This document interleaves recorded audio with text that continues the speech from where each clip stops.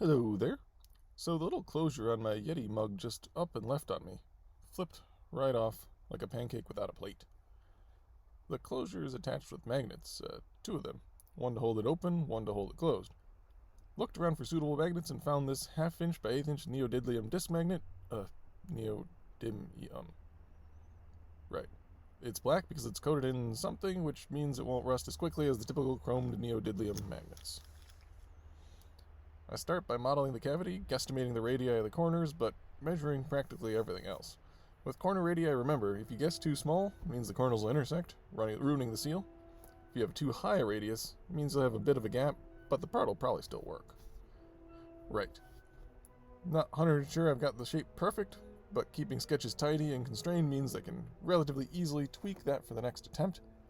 Going to be embedding the magnet into the print because it looks cool and also will protect the magnet from damage. Those neodymium, got it. Magnets are rather brittle, so will shatter if dropped or looked at in a particularly mean fashion.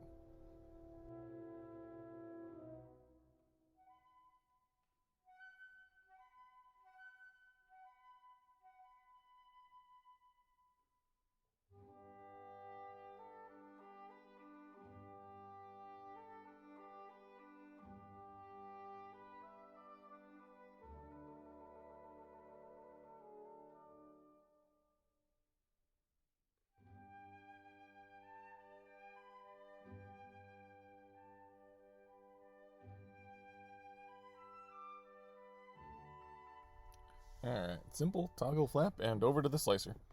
In order to do the magnet embedding, I need to find the topmost open layer from my magnet pocket and put it in a pause command. I'm actually making it a filament change because why not? If the print's already paused, might as well swap the filament. Over to the printer. Printing on my gold edition Prusa Mark III S Plus using some crusty old pet sheet. Most important thing, getting the magnet orientation correct. Should never underestimate your ability to F up simple tasks. Really, just realize that if something can go in a right way and a wrong way, then sometimes it's gonna be wrong. Check twice, you know?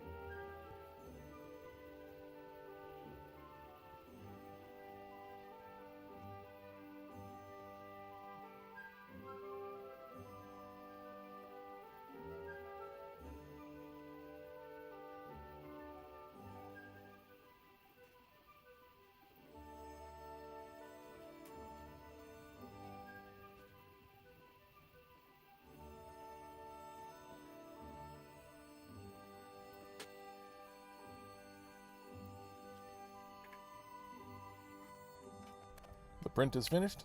Design and printing time total 38 minutes, and the solution actually works. Happy printing, y'all.